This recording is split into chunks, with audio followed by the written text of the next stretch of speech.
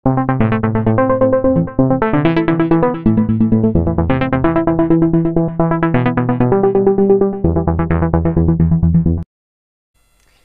Friends, आज हम देखेंगे कि गर्भाशय में शिशु का विकास कैसे होता है, किस तरह से शिशु गर्भाशय में हर महीने बढ़ता है और कैसे उसकी ग्रोथ होती है। महीने दर महीने हम उसका विकास देखेंगे। सो फ्रेंड्स, ये मेरा वीडियो आप एंड तक देखिए, क्योंकि इसमें शिशु के बारे में पूरी जानकारी आपको मिलेगी। तो सबसे पहले जब स्पर्म का अंडे के साथ मिलाप होता है तो अंडा जो है वो निषेचित हो जाता है और फिर यह अंडा निषेचित होकर गर्भाशय की दीवार पर जाकर चिपक जाता है या जुड़ जाता है और फिर धीरे धीरे इसका विकास होने लगता है, जिसे हम मेडिकल लैंग्वेज में एम्ब्रियो इम्प्लांटेशन कहते हैं। इस टाइम पर आप 2 या 3 सप्ताह की प्रेग्नेंट है, बट आपको पता ही नहीं है कि प्रेगनेंसी है या नहीं है। तो आपको इसकी जानकारी कब मिलेगी? आपको इसकी जानकारी तब मिलेगी जब आपके जो आने वाले पीरियड्स हैं वो नहीं आएंगे, और जब आप प्रेगनेंसी टेस्ट करेंगी तो उसमें आपको पता लगेगा कि आप प्रेग्नेंट है। तो सबसे पहले हम देखते हैं कि सबसे पहले महीने में क्या क्या बदलाव आते हैं। तो सबसे पहले भ्रूण का विकास होने लगता है पहले महीने में, और इसके चारों तरफ जो है वो पानी का एक शेक बन जाता है, जिसे हम एमनियोटिक शेक कहते हैं, और जिसके अंदर एक फ्लूइड भरा रहता है जिसे हम एमनियोटिक फ्लूइड कहते हैं। इसी फ्लूइड से बच्चे को पोषण मिलता है और बच्चे का विकास होता है।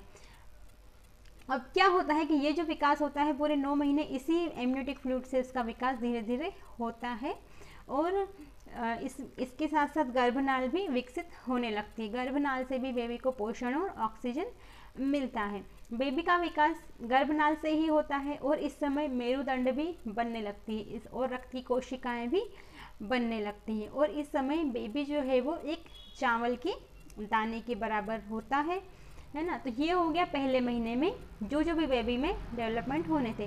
सेकेंड मंथ में क्या होता है? सेकेंड मंथ में बेबी में क्या डेवलप होता है? तो इसमें हम देखते हैं कि बेबी की जो हड्डियाँ होती हैं वो बहुत ही सॉफ्ट, जिसे हम कार्टिलेज कहते हैं, कार्टिलेज से शुरुआत होती है बेबी के हड्डी के बनने की।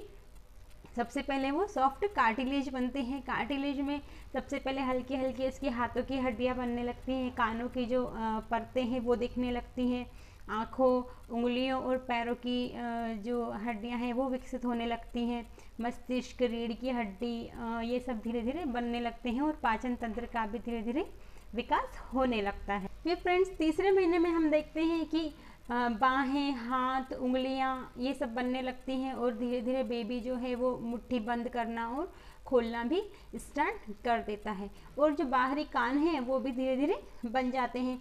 हाथों के नाखून विकसित होने लगते हैं, प्रजनन अंग बनने लगते हैं। लेकिन इस समय यह पता लगा पाना मुश्किल होता है कि लड़का है या लड़की है। तो इस तरह से बेबी का धीरे धीरे थर्ड मंथ में विकास होने लगता है, और सभी अंग जो हैं वो कार्य करने लगते हैं। ब्लड का सर्कुलेशन होने लगता है, यूरिन सिस्टम जो है वो कार्य करने लगता है, लीवर और पित्त भी कार्य करने लगते हैं। अब हम देखते हैं चौथे मंथ में कौन कौन से डेवलपमेंट होते हैं। तो चौथे मंथ में हम देखते हैं कि दिल की धड़कन जो है वो सुनाई देने लगती है। जब डॉक्टर जो डॉपलर के द्वारा दिल की धड़कन को सुनने की कोशिश करते हैं तो वो दिल की धड़कन उन्हें सुनाई देने लगती है। अब धीरे धीरे जबड़े की हड्डियाँ, मुंह की जो हड्डियाँ होती हैं वो धीरे धीरे विकसित होने लगती हैं, नाखून, भौहें और चेहरे के हाव भाव ये सब बेबी में दिखने लगते हैं, और इस समय बेबी जो है वो अंगूठा भी चूसने लग जाता है।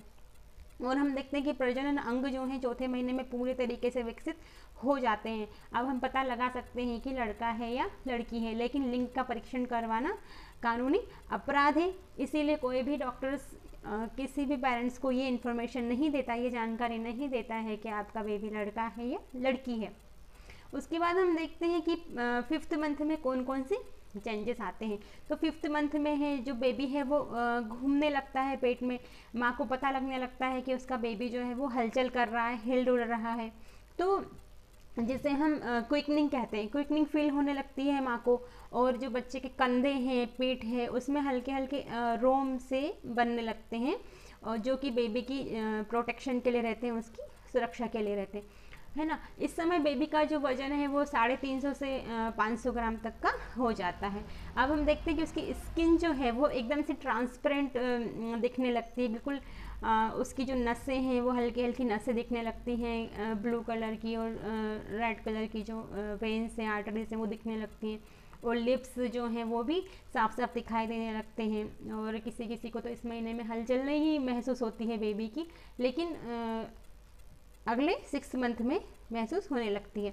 फिर हम देखते हैं 6 मंथ में क्या क्या परिवर्तन होते हैं। तो 6 मंथ में जो स्किन है जो वो कैसी होने लगती है, लाल होने लगती है, रेड कलर की हो जाती है, और उसकी उंगलियां के निशान, बेबी की उंगलियों के निशान बनने लगते हैं, है ना। बेबी की आंखें खुलने लगती हैं, और बेबी जो है वो आवाज़ सुनने लगता है, माँ की आवाज़ को पहचानने लगता है। यदि हम देखते हैं कि माँ कोई गाना सुनती है या फिर कोई ज़ोर से आवाज़ करती है, तो वो बेबी हिलने लगता है, उसके पेट में मूवमेंट फील होने लगती है। तो ये सब बेबी के आवाज़ की जो प्रक्रिया ये शुरू हो जाती है। फिर छठे महीने के अंत में हम देखते हैं कि बेबी जो है 1 किलो के लगभग हो गया है उसका वज़न, और सिर की जो नई नई जो लकीरें हैं, जो वेन्स हैं वो दिखने लगती।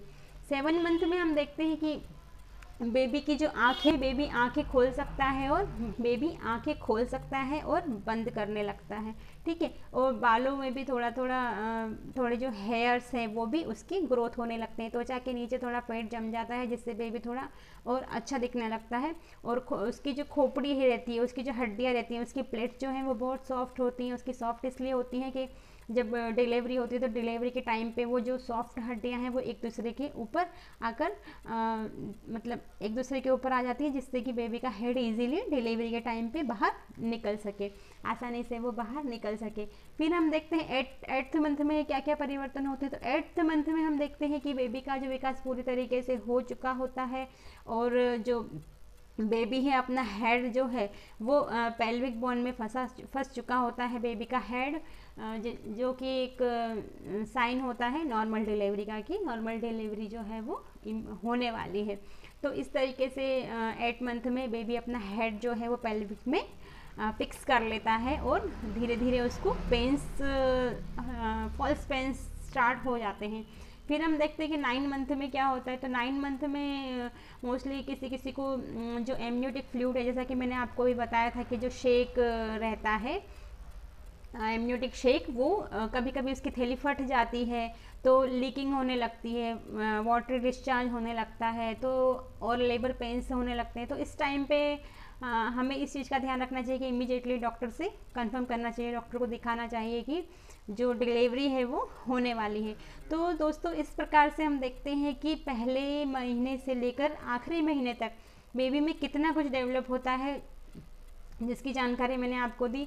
सो फ्रेंड्स, आपको मेरा वीडियो अच्छा लगा है तो प्लीज़ मेरे वीडियो को लाइक कीजिए, शेयर कीजिए और सब्सक्राइब कीजिए। Thank you.